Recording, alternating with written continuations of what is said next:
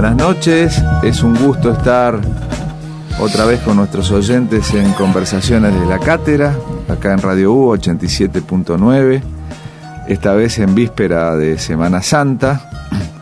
Son días de descanso y días de reflexión, y tal vez entre las cosas que tenemos para pensar en la Argentina, es bueno tener una reflexión sobre nuestros temas políticos, porque siempre en la realidad de la coyuntura los temas económicos son los que prevalecen.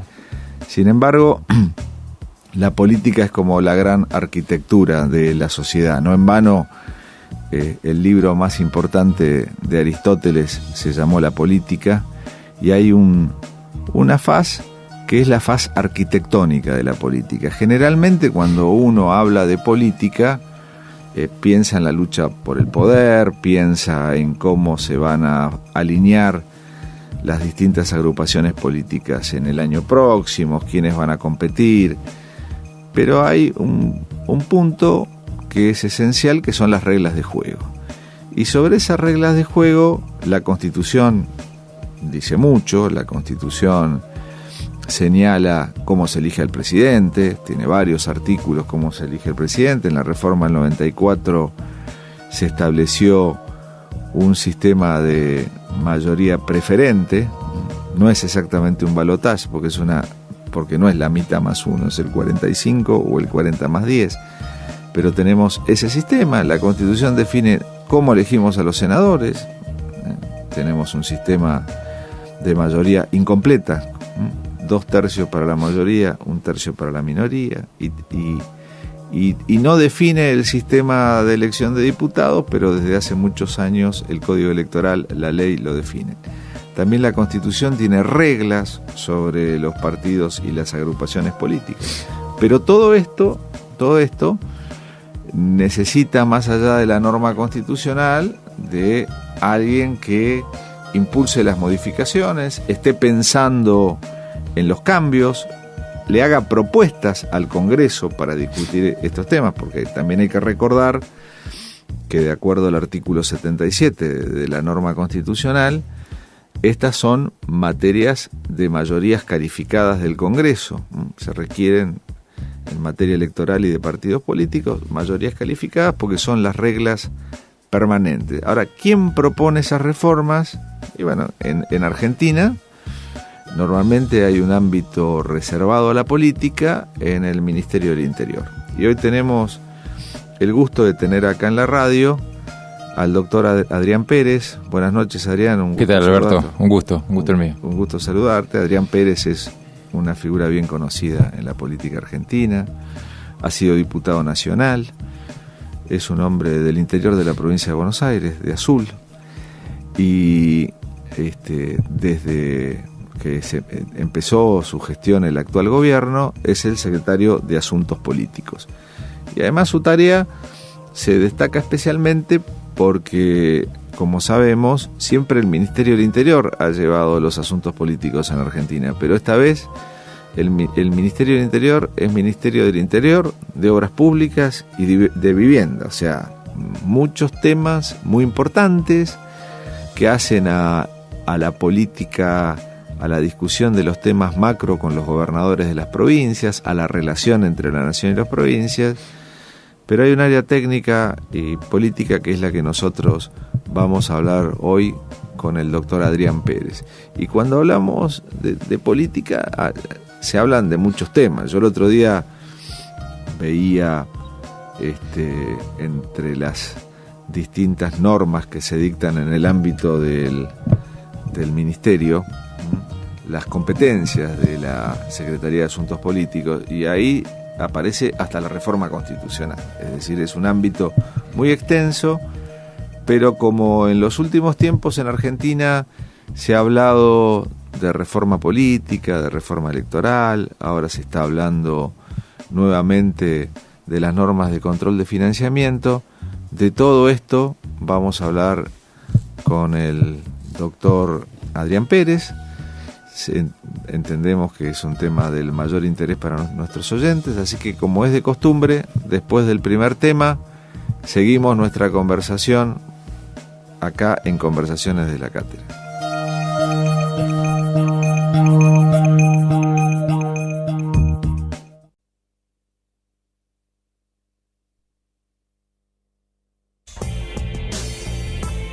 La Constitución Nacional al servicio de la sociedad.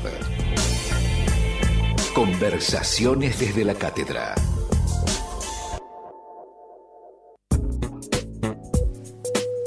Seguimos en Conversaciones desde la Cátedra por Radio UBA, hoy miércoles 28, previo a la Semana Santa, y estamos conversando con el doctor Adrián Pérez, secretario de Asuntos Políticos de la Nación, sobre las cuestiones que hacen a la política arquitectónica. Les recordamos a nuestros oyentes que si se quieren comunicar con nosotros, lo pueden hacer al correo electrónico conversacionesdesdelacátedra@gmail.com.ar o por Twitter desde Cátedra FM o por Instagram desde Cátedra.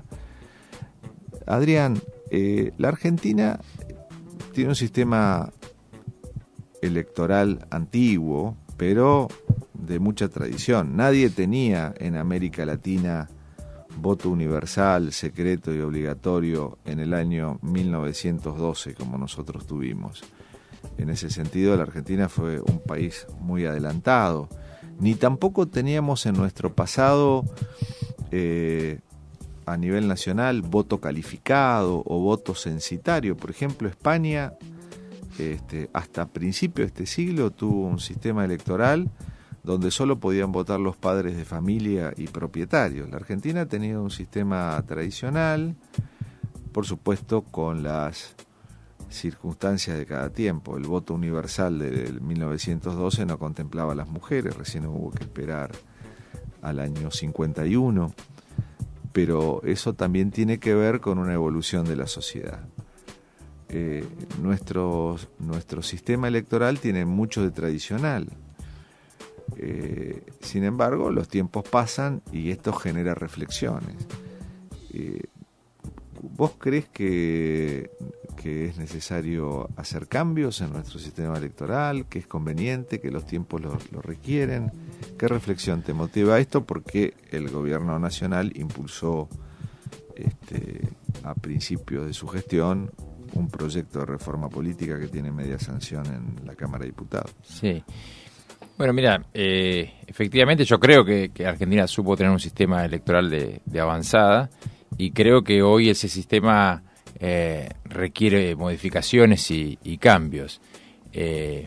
Así lo ha entendido el gobierno nacional, y por eso envió un proyecto que tuvo, como vos señalabas, sanción en la Cámara de Diputados, con un acompañamiento muy mayoritario. Recordemos que la mayoría de los bloques acompañaron, obviamente el bloque Cambiemos, pero también el peronismo disidente que nuclea Urtubey y otros dirigentes del peronismo. También acompañó el GEN, el socialismo en general, el partido de Rodríguez Sá, el Frente Renovador. O sea que nosotros tuvimos un acompañamiento de la iniciativa muy importante en la Cámara de Diputados, y la verdad es que en el Senado, el Senado en ese momento lo que decidió fue postergar la discusión o no dar la discusión. ¿Qué es lo que yo creo? Nosotros tenemos un sistema de boleta partidaria en papel, que es un sistema que funcionó bien en la medida en que teníamos un sistema político también, o una conformación de partidos distintos. Es decir, nosotros teníamos dos grandes partidos, el peronismo y el radicalismo, con dos aparatos políticos importantes. Entonces, el sistema de control que entre ellos hacía que el proceso electoral fluyera, ¿no? Pero hoy eso ya no es más así. Y por lo tanto, poner en la cabeza de los partidos la responsabilidad de, imprimir las boletas, distribuir las boletas, garantizar que estén en el cuarto oscuro, yo creo que es una equivocación. Eso debiera ser garantizado por el Estado, porque ya los partidos, ya no hay partidos grandes o grandes aparatos, y por lo tanto el que tiene un gran aparato, tiene una ventaja muy importante sobre el que no lo tiene. Y ha ocurrido en ocasiones en donde los partidos más chicos hacen el reclamo de que están en situación desventajosa porque le faltan boletas, porque no pueden reponer, porque alguien le roba la boleta y no tienen capacidad para hacer la reposición de la boleta en el cuarto oscuro. Entonces, cambiar el instrumento de votación nos pareció una cuestión importante y eso es lo que plasmamos en el proyecto. Teníamos dos caminos, la boleta única en papel o la boleta única electrónica. En ambas son buenos, buenos sistemas, buenos instrumentos. Nosotros evaluamos que la boleta única electrónica era superadora de la boleta única papel, en tanto otorga más agilidad, en tanto permite tener el resultado más rápido y sobre todo es un sistema mucho más amigable, atento la característica que tiene hoy la Argentina, que es en algunas provincias elecciones simultáneas y paso, es decir, una oferta electoral muy grande. Cuando nosotros vimos esto, hicimos los dos simulacros, el de la boleta única papel y el de la boleta única electrónica, y en términos de la accesibilidad y la comprensión para el ciudadano, nos pareció mucho mejor la boleta única electrónica y por eso fue que propiciamos este cambio en el instrumento de votación. Este fue uno de los cambios de la reforma, no el único, pero un cambio importante y fue el que originó mayor nivel de debate, ¿no? Ahora, Adrián, cuando uno ve las opiniones de los politólogos, de quienes estudian estos temas, que hay muchos y muy buenos en nuestro país, y ve lo que opinan los distintos expertos internacionales que vienen a nuestras elecciones, todo el mundo cuestiona la boleta de papel, la lista sábana. También este debate está en nuestra ciudadanía. Yo recuerdo la crisis del 2001, cómo no recordarla, fue una crisis muy, muy fuerte. Y cuando vino el famoso que se vayan todos. Y las mayores críticas fueron a la lista sábana. Hay que cambiar la lista sábana, hay que sacar la lista sábana, hay que cambiar el sistema electoral. Y yo me preguntaba, ¿qué tiene que ver el sistema electoral con la crisis del 2001? La crisis del 2001 se originó fundamentalmente, como todos recordamos, por el corralito y porque la gente no podía sacar la plata de los bancos y eso, por supuesto, genera un desagrado con la política enorme y nunca entendí bien por qué la culpa la tenía el sistema electoral. Pero hay una demanda de cambio, que no es único de la Argentina, ¿no? Yo me acuerdo que estuve en la Puerta del Sol en España cuando fueron los indignados, caminaba por las carpas y les preguntaba a los chicos qué eran lo que proponían y me decían, queremos ir al sistema binominal. Y yo les decía, eso existe en Chile y ya no existe más, pero existía en Chile y con el sistema binominal resulta que el que salía segundo era como que salía primero, eso permitió a la derecha. O sea, se traslada una discusión que a veces no es del todo realista, pero convengamos que hay como un clamor, inclusive lo puedo decir en este programa, aunque a mí no me gusta mezclar mucho las cosas como profesor, pero la Cámara Electoral ha señalado muchas veces la conveniencia de una boleta única de papel. Sin embargo, es muy difícil cambiar estas prácticas. La experiencia en el derecho comparado demuestra que la mayoría de los países que han cambiado sus sistemas electorales lo hicieron en las transiciones desde la dictadura a la democracia. Eso pasó en el ámbito latinoamericano. Después es muy difícil cambiar en la democracia. En tu experiencia en este tema, ¿por qué es tan difícil llevar adelante una reforma de este tipo a pesar de que la ciudadanía la quiera, la exprese, los expertos la señalen?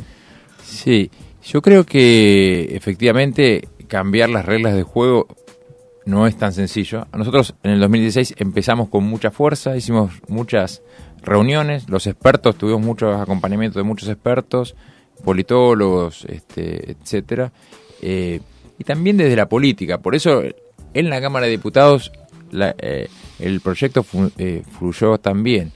Pero después, bueno, hay sectores que están muy acostumbrados a determinada práctica política y no quieren saber nada con ningún tipo de cambio. Inclusive cuando llegó el proyecto, nosotros planteamos, bueno, tratémoslo y planteen en el marco del debate observaciones, posibles modificaciones, alternativas, pero no que todo siga como está.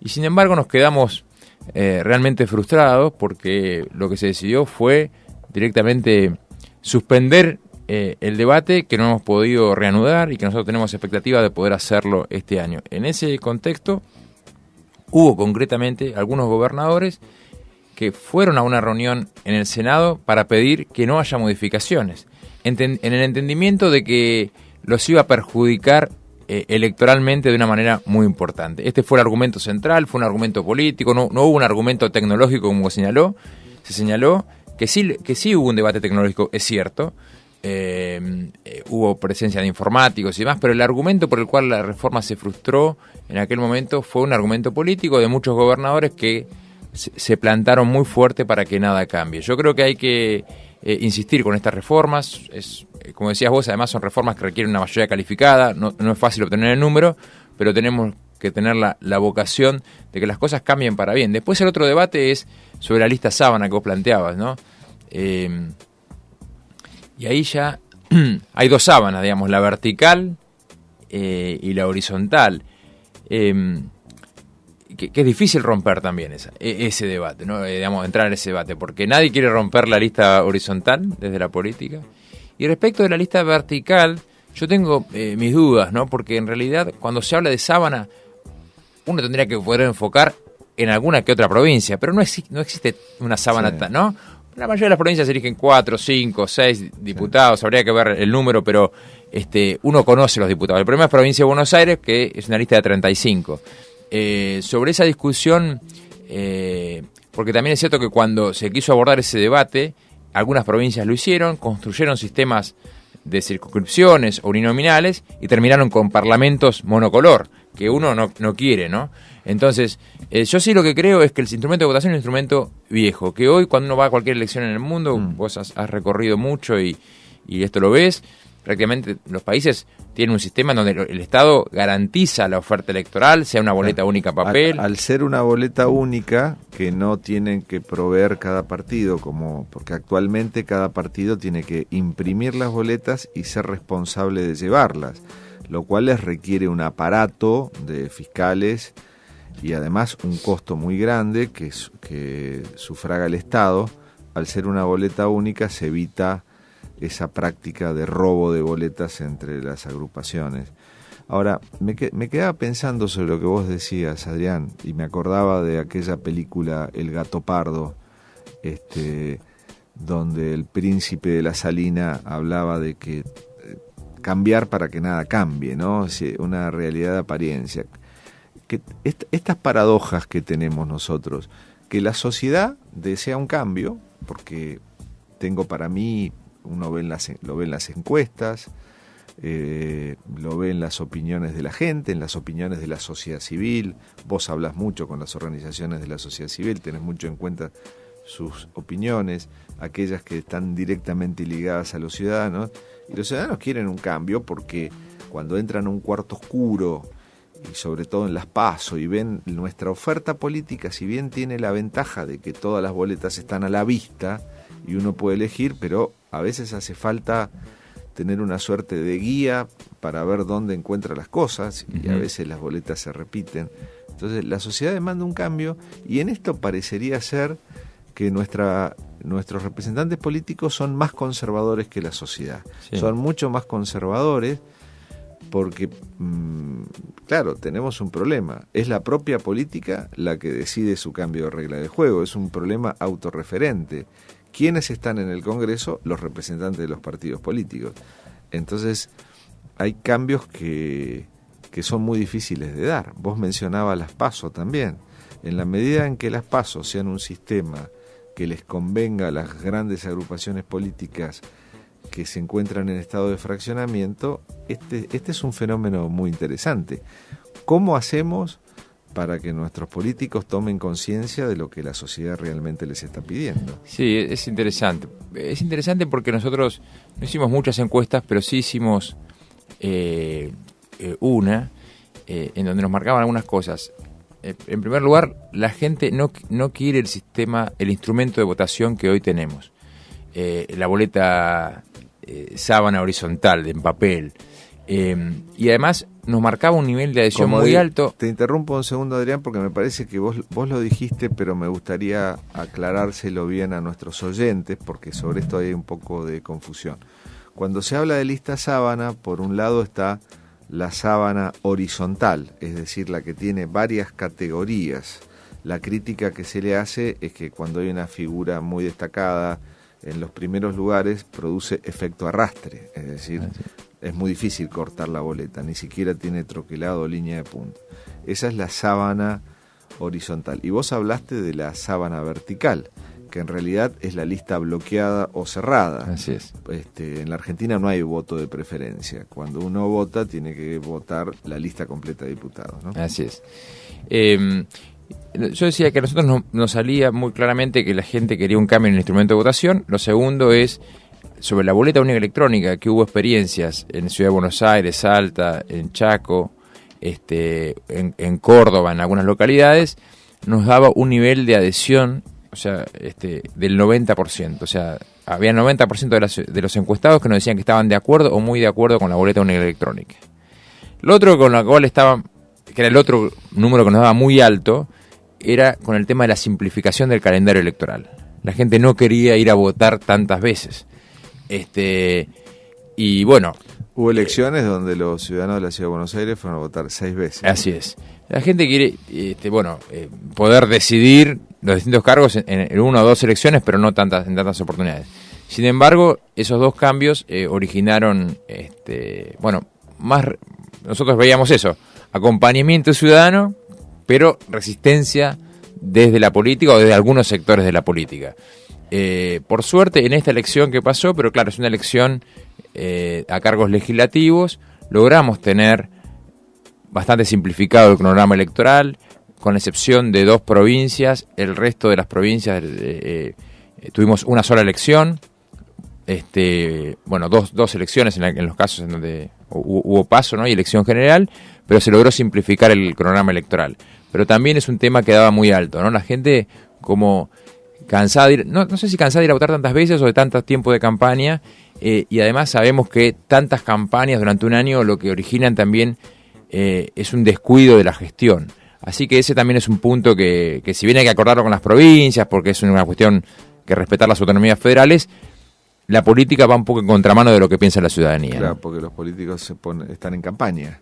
La prueba es, si uno mira la actividad del Congreso de la Nación en un año electoral y en un año electoral, va a ver que la producción legislativa ha cambiado. En el primer año de la gestión del actual gobierno se aprobaron entre 60 y 70 leyes en el Congreso, y el año pasado no sé si llegaron a las 20 o a las 15. ¿Por qué? Porque los legisladores están ocupados en sus campañas. Así es. Pero bueno, por eso nosotros son 2 puntos que nos costó, pero vamos a seguir insistiendo. Y los otros puntos, yo creo que el proyecto también intentaba ponerle fin a las colectoras, que es una forma de confundir al electorado, ponerle fin a las candidaturas múltiples. Hoy este debate también se empieza a reeditar en las provincias. Algunos quieren la posibilidad de que uno sea candidato a gobernador, a diputado provincial. Y nosotros creemos que hay que ser claro, ¿no? Cuando el dirigente político tiene que ser claro respecto a qué se candidatea. No se puede candidatear en una misma elección para distintos cargos y después elegir según su conveniencia. Entonces nosotros eliminábamos en el proyecto la candidatura múltiple, eliminábamos la posibilidad de colectoras, pasábamos la competencia del escrutinio provisorio a la Cámara Nacional Electoral, con el sentido de que no nos parece acertado que sea un órgano fuera del Ejecutivo el que esté a cargo de llevar adelante el escrutinio provisorio de la elección. Con lo cual, no era únicamente el instrumento de votación, el debate se centró en el instrumento de votación, pero el proyecto comprendía distintos aspectos, creo, todos con el objetivo de hacer más transparente la elección, más confiable. En definitiva, quienes trabajamos el tema electoral, lo único que nos importa al final del día es que la gente confíe en el sistema, y ese ha sido el sentido central de estas reformas, ¿no? La claridad es esencial. Los sistemas tienen que ser simples y comprensibles para los ciudadanos. En definitiva, como decía Max Weber, estos son sistemas de creencia. ¿Qué te parece si pasamos a las noticias y enseguida volvemos con nuestra conversación? Perfecto.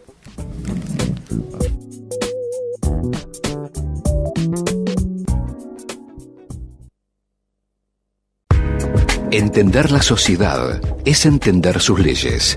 El derecho al servicio de la actualidad. Conversaciones desde la cátedra. Hasta las 21.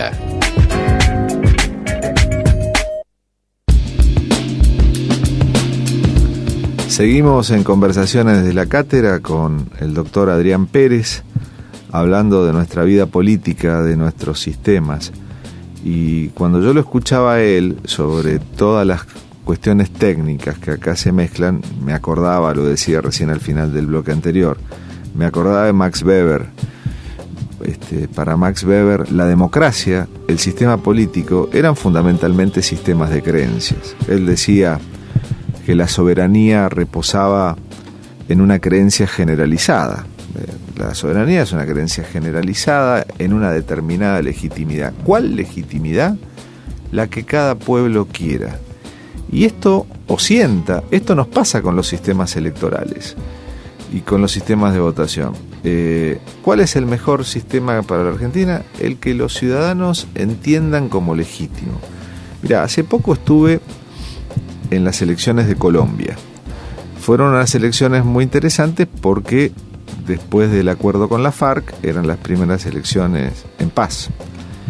Entonces, algunos observadores miraban que allí no se vota en cuarto oscuro, se vota en unas cabinas. Y en esas cabinas se ve lo que está votando. El que está votando, uno si se pone atrás, ve todo lo que hace. Sin embargo, a los colombianos no les importa lo que está votando el de al lado. Nadie mira lo que vota el de al lado. En la Argentina es impensable.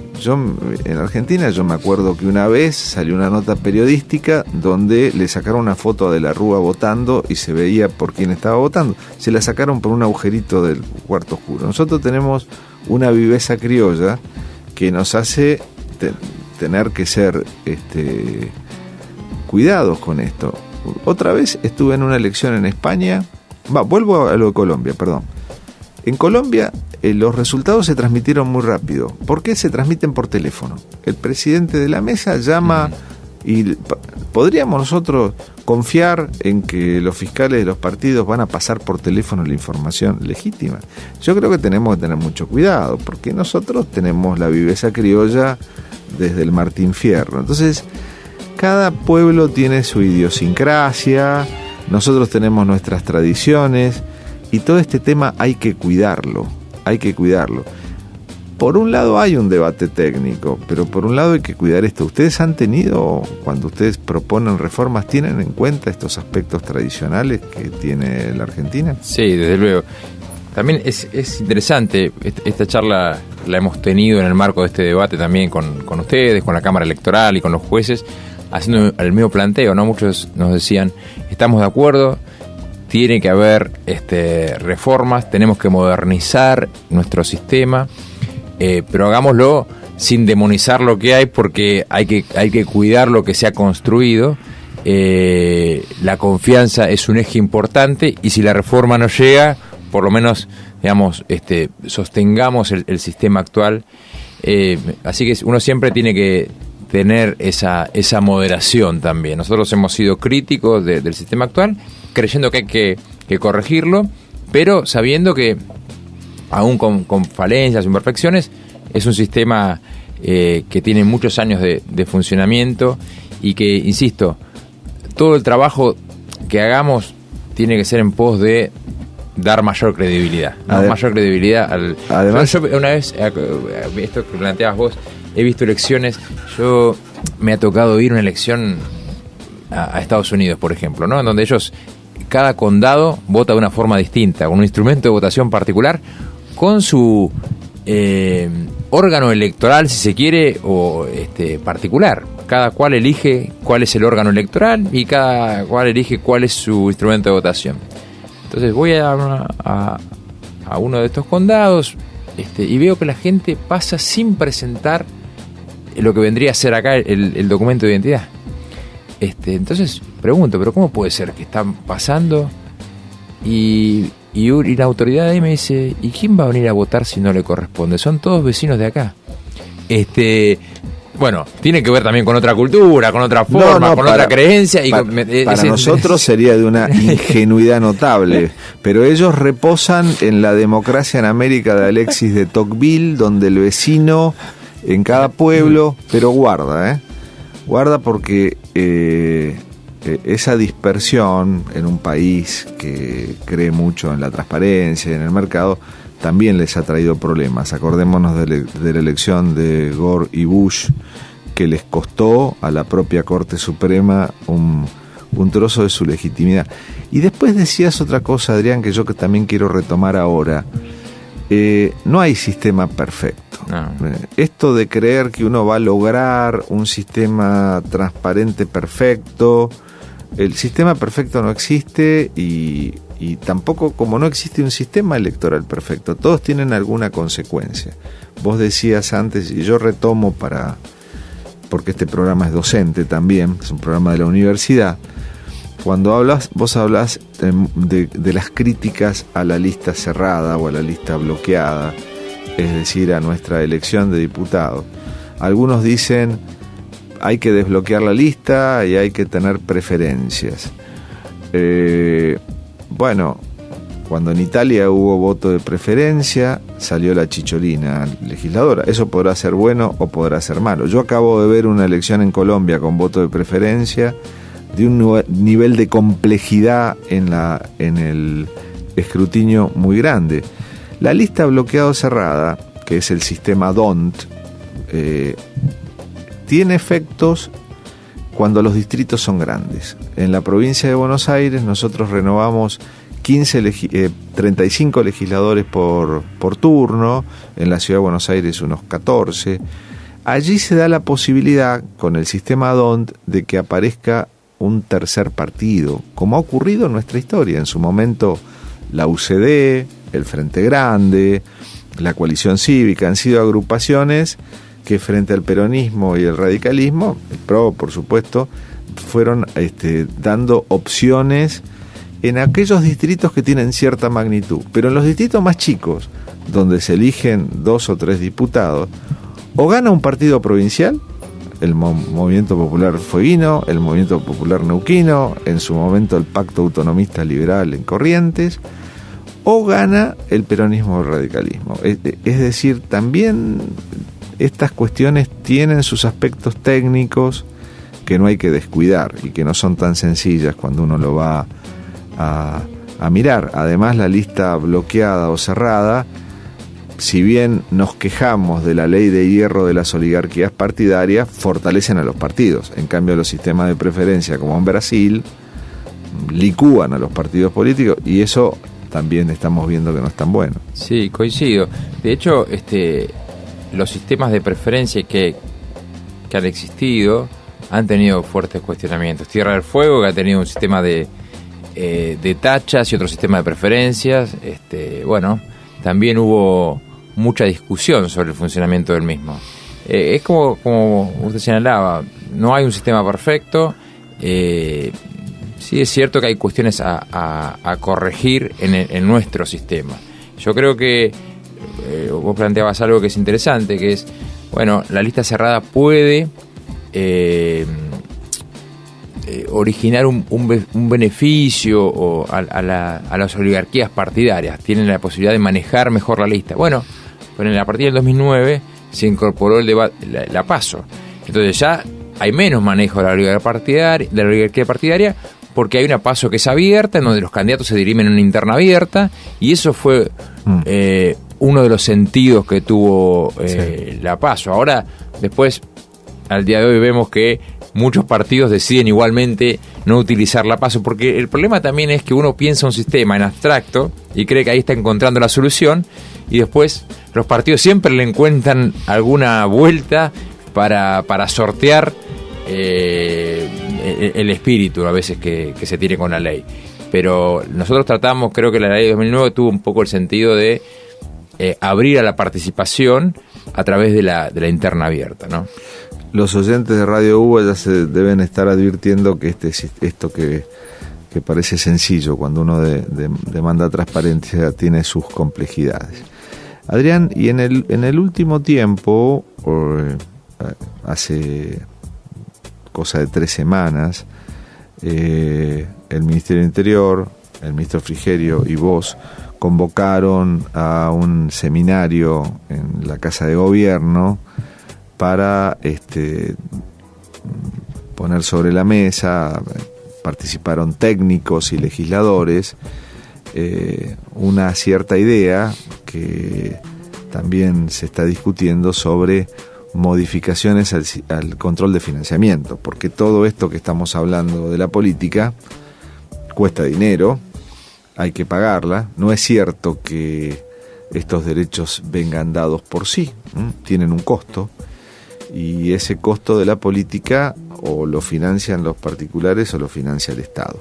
Y de acuerdo a quien lo financie también, a quien esté atrás de cada agrupación política, los ciudadanos tienen más información, lo que se llama el voto informado, de quién financia o quién banca a quién, y esto también le permite sacar decisiones a la hora de votar.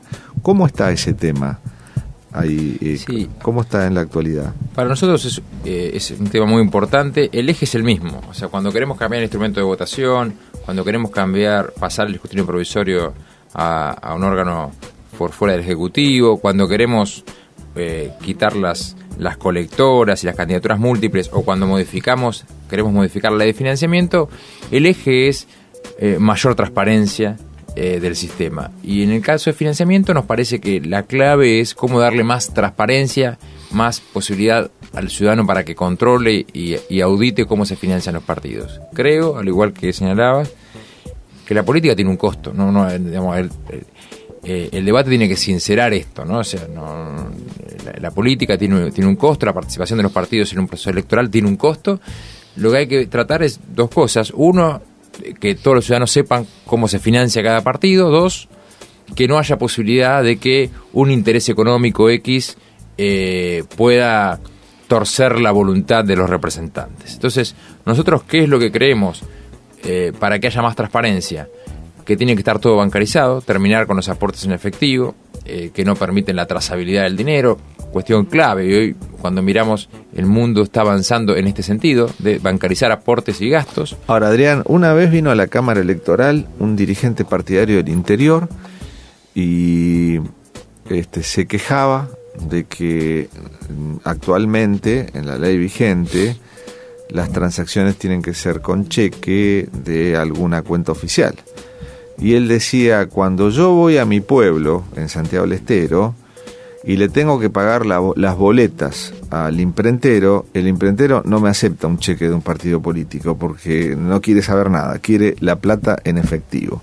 Hay ciertos usos y costumbres en la política argentina que son difíciles de cambiar. ¿Cómo vamos a hacer con eso? Sí, es interesante. Yo creo que obviamente estas reformas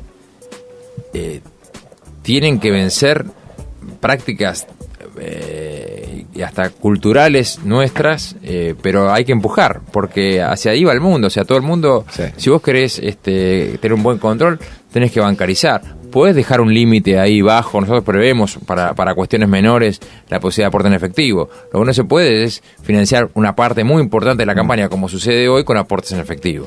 Eso me parece que es un punto. No, y además creo que la transparencia, el fantasma del narcotráfico, obviamente, del lavado de dinero, obviamente, nos exige tener una trazabilidad. Me hace acordar un poco a estos cambios culturales a cuando salió la ley de financiamiento allá por el año 2003. Claro, los partidos no tenían contadores, solamente juntaban papeles que presentaban ante la justicia. Bueno, los partidos tuvieron que adecuarse a presentación de balances, a tener contadores. Costó, pero a la larga se fue imponiendo algo que es normal en cualquier persona jurídica. Nosotros hemos hablado también con quienes en definitiva están detrás de la auditoría, del control de la ley de financiamiento, que es el Poder Judicial, y hemos planteado la posibilidad de que establecer algún mecanismo de gradualidad en la implementación, en todo caso, para algunos aspectos, pero tenemos que trabajar hacia ahí, hacia la bancarización, hacia más transparencia. ¿Cuáles son los ejes principales de la propuesta de ustedes? Por un lado, la bancarización. La posibilidad de cruzar datos que hoy están en poder del Estado, UIF, Procelac, ANSES, la Cámara Nacional Electoral, habilitar el aporte de personas jurídicas. Hoy las empresas o personas jurídicas hay un financiamiento sobre la vida institucional del partido y un financiamiento para las campañas. Las personas jurídicas pueden aportar a la vida institucional, pero no pueden aportar a la campaña. Y esa prohibición no tuvo mucho sentido porque, visto lo que ocurrió, las empresas siguieron financiando las campañas, lo hacen sin declararlo. Digamos, hay un aporte en negro que ha crecido y hay un aporte a través de personas físicas que es, desde mi punto de vista, bastante evidente. Entonces nosotros preferimos que esté habilitado, que haya un aporte en blanco, que tenga un límite. Es decir, nosotros ponemos que nadie puede financiar más del 3% sobre el total de aportes que puede haber en una campaña, de modo tal de atomizar, para que no haya concentración y que una empresa maneje una campaña. Eso nos parece que está bien, pero sí habilitar el aporte de las personas jurídicas, establecer un límite, un registro de proveedores en vía pública que también nos permita una mayor auditoría y control sobre lo que es publicidad en vía pública. Estas cuestiones yo creo que van a dar mucha más transparencia. Hemos hablado también de aumentar la cantidad de auditores contadores a los efectos de que haya una mejor auditoría y control sobre el financiamiento de los partidos. Me parece que, bueno, estos son uno de los ejes importantes. Otros ejes están más vinculados a, bueno, ¿cómo hacemos para que la cancha esté más balanceada? Para que el Estado y al que le toca gobernar no tenga grandes ventajas, porque lo que suele ocurrir en la Argentina es que quien le toca gobernar utiliza el Estado y los recursos del Estado para hacer campañas políticas. No es lo que debiera ocurrir, pero ocurre. Sea para hacer publicidad promoviendo a determinado candidato, sea para usar los recursos del Estado en el marco de una campaña. Bueno, eso queda bastante bien regulado en la iniciativa que estamos tratando de impulsar, ¿no? En pos de la transparencia. Ahora, me parece que la idea de que haya aporte de personas jurídicas o aporte de empresas va en la línea de un financiamiento mixto, que el Estado contribuya y que también los particulares. Es una manera de sincerar la realidad. Ha sido muchas veces así en Argentina hasta la ley del año 2009. Ahora nos encontramos en un contexto en América Latina donde Brasil ha tenido un escándalo por los aportes privados, el tema Petrobras, Odebrecht, lo vemos en los diarios frecuentemente. ¿Eso de alguna manera enturbia o complica el debate de esta norma? No, al contrario, yo creo que ayuda mucho. O sea, yo lo que creo que tenemos que poner mucho el eje en cómo mejorar la ley de financiamiento, porque tenemos permanentemente escándalos fuertes. O sea, es Brasil, es Perú, es lo que ocurrió recientemente con Sarkozy en Francia. Entonces, cada vez vemos más casos muy trascendentes en donde hay fuertes irregularidades y cuestionamientos sobre lo que es el financiamiento de las campañas políticas, y cada vez más penetración de recursos provenientes de ilícitos. Puede ser corrupción, puede ser narcotráfico, puede ser de lugares donde no está claro el origen de ese dinero. Entonces, yo, al contrario, yo creo que tenemos que hacernos cargos como sociedad y la dirigencia política sobre todo de un problema cada vez más grave, y que la Argentina tiene ley de financiamiento. No es que no tengamos un vacío, pero que hay cuestiones a corregir, a reformar, teniendo en cuenta estos antecedentes de lo que está ocurriendo en el mundo, ¿no? Bueno, Adrián Pérez tiene en su cartera temas apasionantes, muy interesantes, pero nada fáciles, porque la relación entre el dinero y la política es, desde luego, seguramente uno de los temas más oscuros y difíciles para enfrentar y legislar, pero sin ninguna duda tenemos que hacer esfuerzos para que el voto informado del elector vaya acompañado también por reglas más claras en la financiación. Seguimos en un ratito, volvemos después de un tema.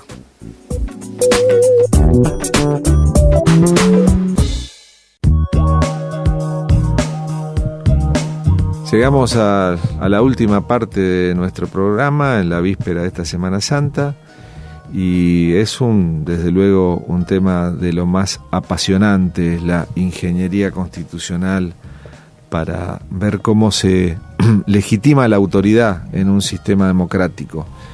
Hemos hablado de nuestro sistema electoral, de lo difícil que es llevar adelante cualquier cambio cuando hay una tradición instalada, y hemos hablado también en algo en lo cual la Argentina ha avanzado mucho en los últimos años, que es el control de las cuentas y de los partidos.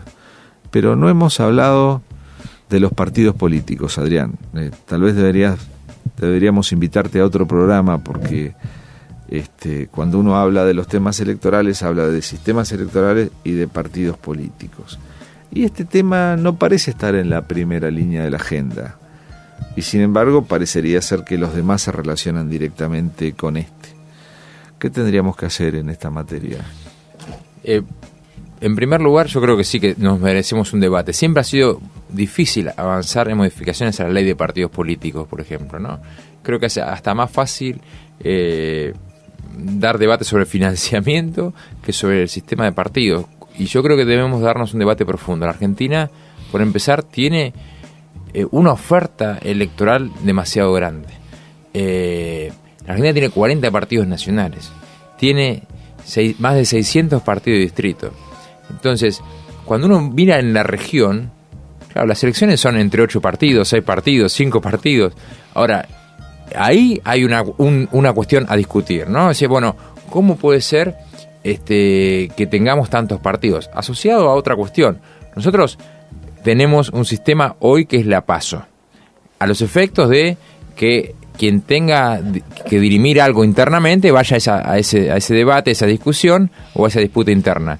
Pero resulta que hoy es tan fácil que cada dirigente tenga su propio partido, que al que no le gusta la discusión dentro de la primaria, va por afuera con un partido propio. Pero tiene que ver con que seguramente hay que discutir si podemos tener esta oferta tan grande o esta facilidad para tener partidos políticos. Primer cuestión. La otra cuestión que me parece que está en debate es el tema de afiliaciones. ¿Tiene algo que ver el esquema de afiliaciones actual con la vida real? Digamos, tenemos 25% de la gente en la Argentina está afiliada a algún partido político. Muchas de ellas, estoy seguro que si le preguntamos, no sabe. No sabe. En algunas provincias llega al 48%. O sea, uno va a algunas provincias en donde claramente tiene mayor peso el Estado.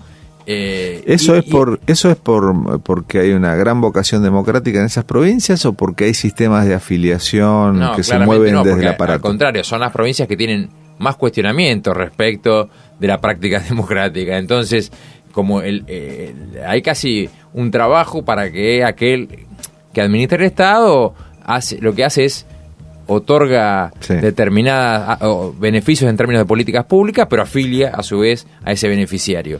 Bueno, estas cuestiones hay que resolver. Otra gran cuestión es el tema de las alianzas, ¿no? Y la responsabilidad de las alianzas. Porque si nosotros vamos a un sistema... Votamos por espacios en las elecciones. Claro, por espacios, por alianzas, pero después esa alianza rápidamente se disuelve y ya... Entonces, yo creo que estos temas son temas que tendríamos que poner en debate. Bueno, tal vez a veces lo que intentamos hacer nosotros es ordenar el debate, ¿no? Y por eso empezamos con instrumento de votación, luego financiamiento, pero sí hay que abordar el tema de la ley de partidos, ¿no? Bueno, Adrián Pérez, secretario de Asuntos Públicos, de Asuntos Políticos del Ministerio del Interior, muchísimas gracias por tu participación en Conversaciones de la Cátedra sobre estas reflexiones, que sería tan deseable que el Congreso de la Nación, como gran caja de resonancia de los debates públicos ahora en este momento en Argentina, el debate del aborto está generando una gran discusión. Hay cientos de oradores que van a estar previstos. Ojalá en algún momento estos temas que tienen que ver con la legitimidad de la democracia, el funcionamiento de nuestra democracia, también merezcan la discusión sensata y serena de nuestros legisladores, porque nos va mucho en esto. Nos ha costado mucho recuperar la democracia. En estos días, el Día de la Memoria, pensamos siempre en lo que nos costó recuperar la democracia. También tenemos que sostenerla, mantenerla y mejorarla. Así que desde ya, Adrián, muchos éxitos y esperamos poder volver a hablar de esto en otra oportunidad. A nuestros oyentes, desearles que tengan muy felices Pascuas y esperarlos el próximo miércoles acá por Radio UBA, donde vamos a hablar también de los temas de derecho constitucional para la gente. El próximo miércoles va a estar la doctora Ángela Ledesma, que es jueza de la Cámara de Casación, y vamos a hablar de esto, de la justicia, del control de casación, de cómo funcionan los tribunales penales en la República Argentina. Los esperamos dentro de 7 días, 87.9 de nuestro dial, ahí donde empieza el dial de la radio, ahí nos encuentra. Buena semana.